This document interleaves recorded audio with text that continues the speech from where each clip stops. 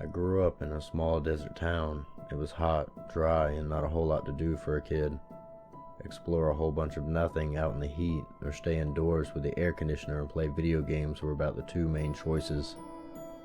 Many of the teens, once entering high school, I'm sure did a lot of damage to their livers, considering it had become traditional to substitute the boredom of not having much around with excessive partying. My grandfather was the kind of old man who made the best out of our dreary little town. He often skipped the local bar to head to our native reservation and drink at their bar. I've heard stories in my adult life of natives when on their reservation not being too kind to outsiders. Here it was different. I presume it may have a lot to do with the fact that we knew to respect them. If people from our town went up to one of the watering holes on the reservation, we knew to be nice, and if it got a little bit crowded, we needed to be the first to leave. If any of the adults, like my grandfather, decided to go and have a few beers up at the reservation, they knew not to be rude, not to start any fights, and just enjoy their company. The take-back of this being, he always brought back odd tales and folklore to tell me on nights that I'd spend over at his house. See, from a young age, I had the fascination with the creepy and bizarre. Don't get me wrong, it ended up giving me more nightmares than I can count, but it was always worth it at the end of the night. One day when I was about 10 years old, I was staying the night with him. We did our usual tradition. He would drive me 20 miles to another rag of the town that was lucky enough to have a McDonald's, get me my usual and himself something to eat. We would enjoy our meal and then head back to his place. By the time we got there, it was night, which meant it was time for him to tell me some piece of creepy native folklore or some odd first-hand account he was told by a native during his weekly visit to the bar. To the best of my memory, the story went like this. When the white man first started settling around these parts, the natives protested, much to no avail, and they soon had almost no land to call their own. After going through every avenue they had to try and stop all of this, a local shaman laid a curse on them, that one day a child of the white man would bleed onto the sacrificial stone, sealing their fate. An ancient spirit would be summoned to chase the white man off their land. It would be a shapeshifter that would steal away all their children, and any new children brought onto the land or born onto it would be stolen until only the natives remained. I know, not very scary to an adult, or hell even a teen, but at 10 years old, it gave me goosebumps. I proceeded to ask him an onslaught of questions, all of which he didn't really know the answer for. I mean, he only knew what he had told me after all. Fast forward a couple months and it's summertime. No more school for almost 3 months, just video games and the odd trip to the watering hole to get some swimming in. The day it all started just happened to be one of those days. My mom and my friend's mom, who happened to be friends with my mom, again, small town, decided to take us up on a trip to swim. Happy as could be, I got ready. Swimming trunks on, goggles ready, sunscreen forced onto me, and we were ready to go. After several hours of swimming, I decided I wanted to go exploring, considering the fact the watering hole allowed for fairly dense brush and trees to grow for some ways, maybe several football fields or so, and that was rare for where we lived. I ran off without a second thought, besides yelling to my mother, "I'll be back," to which my mother responded, "Only 30 minutes, and be careful." Giving no response to that as I looked behind me to see our parents talking and my friends enjoying the water, I disappeared into the brush. I was having a grand old time pretending I was the crocodile hunter, off to catch me a croc or two. Yes, this was before he died, and I also loved Steve Irwin. I ended up slipping on a muddy patch of dirt and cutting my hand on a rock. I inspected it closely. There was a bit of blood, but not too bad. Giving myself the thumbs up that I wasn't too hurt, I continued on my journey. I came into a clearing where there was a fairly big rock and a little less vegetation than everywhere else. It didn't seem too odd to me, as I figured the fauna was simply starting to thin out as I got further away. I climbed up onto the rock, one hand after another, until I stood on top. "I'm king of the world," I yelled, pretending to hold a sword up, much like He-Man, and staring back into the sky. I sat down on the rock while holding the sides, letting me catch my breath again. After all that exploring, I was starting to get quite winded. Finally, I stood up, deciding to head back so I could get just a bit more swimming in before we had to go home. We stopped at the native bar on the way home, where our parents picked up a delicious, if you've ever had a burger from a decent bar and grill, you'll know no other fast food quite matches it, but very greasy burgers and fries for dinner tonight. Once home, it was business as usual. A little bit of TV, and then bed. I didn't know at the time my life would never be the same after I woke up the next morning. I normally would have slept until 10 a.m. on a summer's day, but my mom woke me up way too early, 8 o'clock. "Son, did Billy come back home last night?" I yawned and rubbed my eyes, wondering why my mom would ask me that. "No, why would he have? I thought they went home too after swimming," I replied, starting to get worried as my brain slowly booted up. "Well, they did, sweetie, but Billy's parents woke up to find he wasn't in bed. They wanted to check and make sure he didn't sneak out to come over here. They only have to assume he ran away now." "What? Billy would never do that." There was no way Billy would run away. He had no reason to, and he just wasn't the type. He would never want this for his parents and friends to be worried over him. The next several hours consisted of the sheriff coming by to ask me questions that I had no answers to. My mom sitting by the phone, worried sick, and hoping to call, letting us know my friend was okay. Nothing ever came. The sheriff claimed there was no evidence of forced entry, no fingerprints that shouldn't have been there, no sign of a struggle or violence. The odd thing was Billy's window was closed and locked from the inside, and all doors remained locked, and not one key missing. There was almost no way for Billy to run off and leave everything in the state it was. A key needed to be gone, or a window unlocked, but nothing. A couple of weeks went by, and I was still heartbroken over my missing friend. But to make matters worse, another kid had disappeared.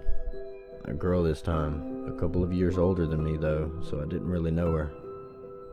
She, on the other hand, had disappeared during broad daylight while walking home from a nearby friend's house. Needless to say, the town went on high alert. Kidnappings just didn't happen where I lived.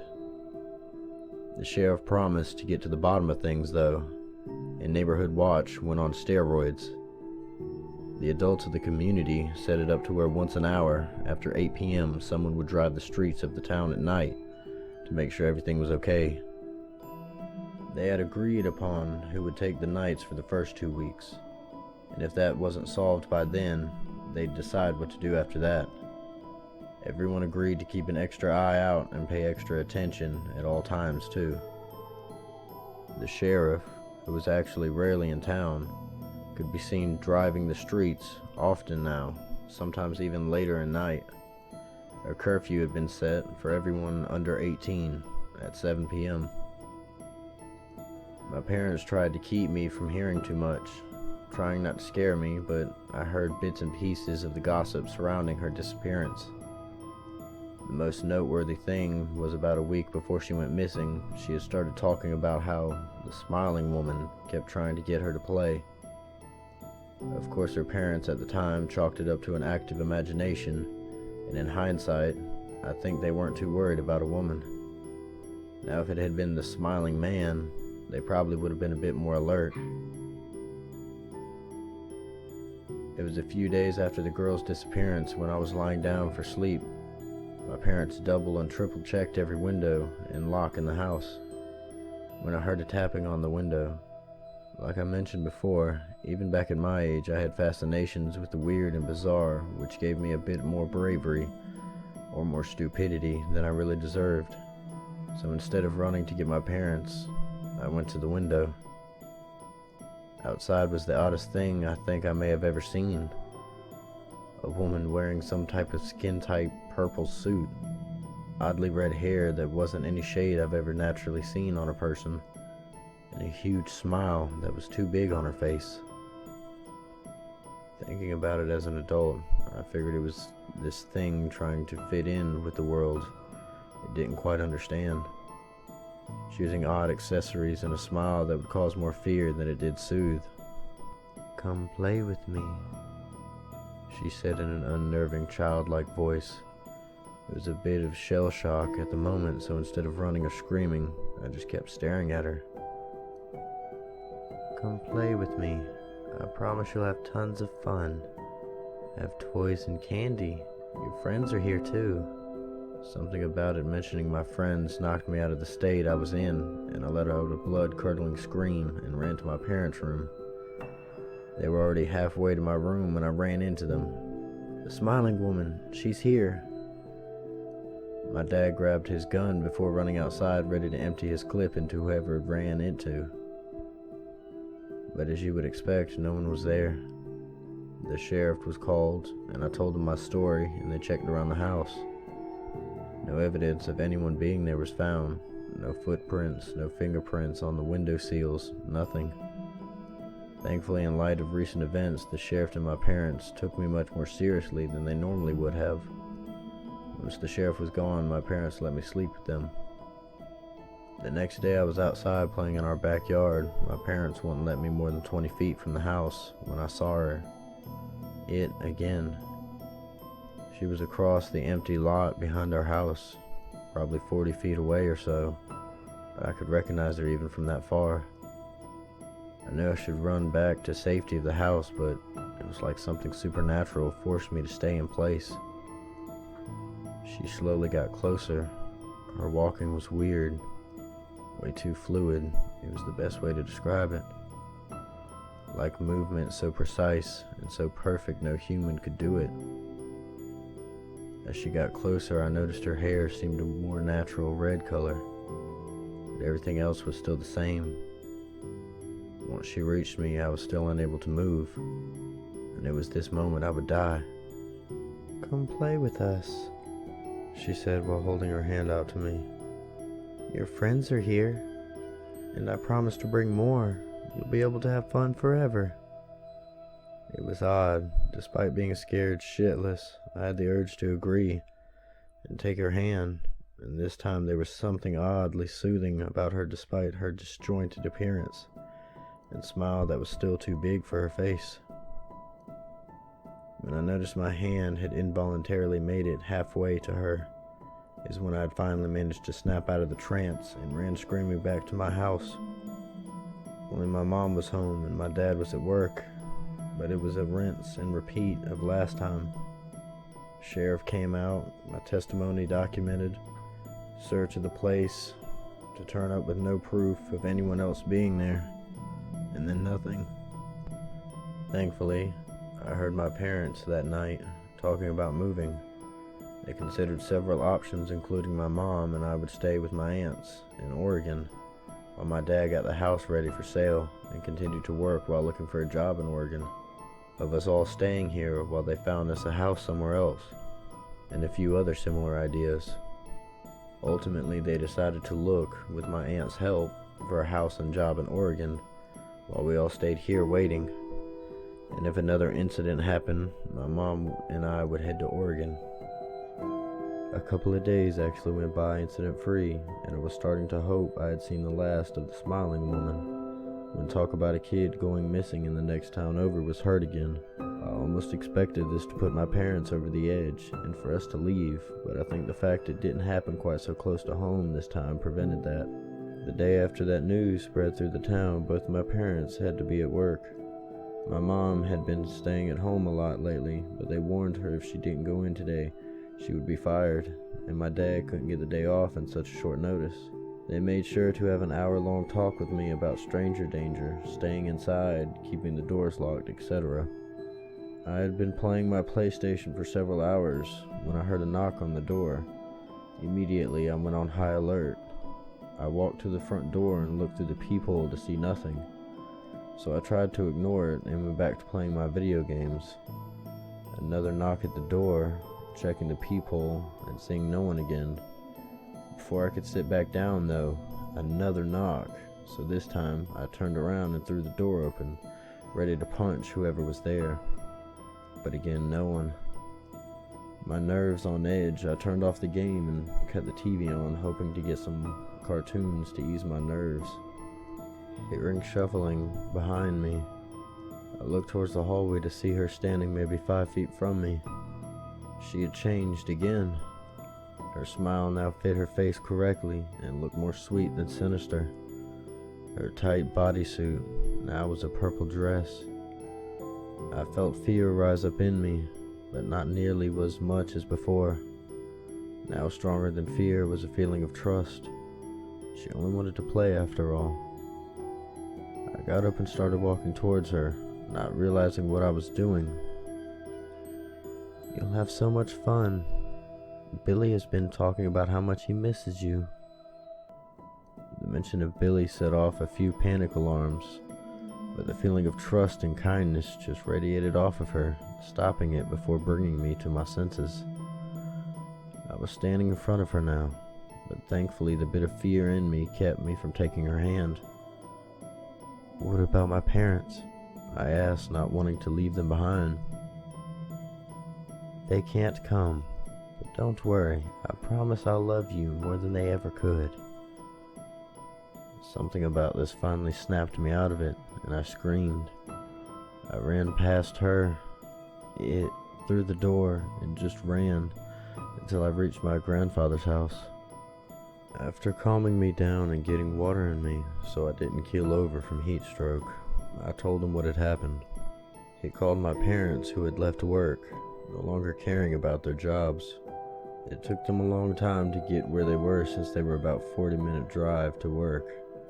The sheriff had arrived before they did. He also got my statement and checked our house. Of course, there wasn't anything really there, other than an open door and a monsterless house. What my parents never told anyone was that they had set up video cameras around the house just in case. They wouldn't let me view them, but whatever was on them convinced them that they weren't going to stay in the house any longer. I never saw the smiling woman again after that. We'd never been back to that town I grew up in either. My grandfather moved to Oregon to be closer to us, and I tried my best not to think about those events, though the story doesn't quite end here. A few years after that, I was in high school and had been a normal functioning teenager when I found a VHS tape that was just marked with tape over it. What was written on the tape had my stomach drop. The smiling woman. I knew I had found whatever had been recorded that day, and curiosity got the best of me. Despite always doing my best not to think about her, I popped the tape into our still functioning VCR. It showed me standing in front of nothing, but what was important wasn't what was shown, but the audio. It was the conversation I had with her that day, but the entire time her voice was this low, raspy, bestial sound, like halfway between a beast and a person. She never had a soothing voice at all. I'm not sure why she didn't show up on the video. Last I heard, where I grew up, was that a huge chunk of land had been returned to the native reservation, but until then, a steady string of children disappearances continued. Oddly enough, they stopped after the land had been returned. This made people suspicious that someone from the reservation took on a vendetta against the white man,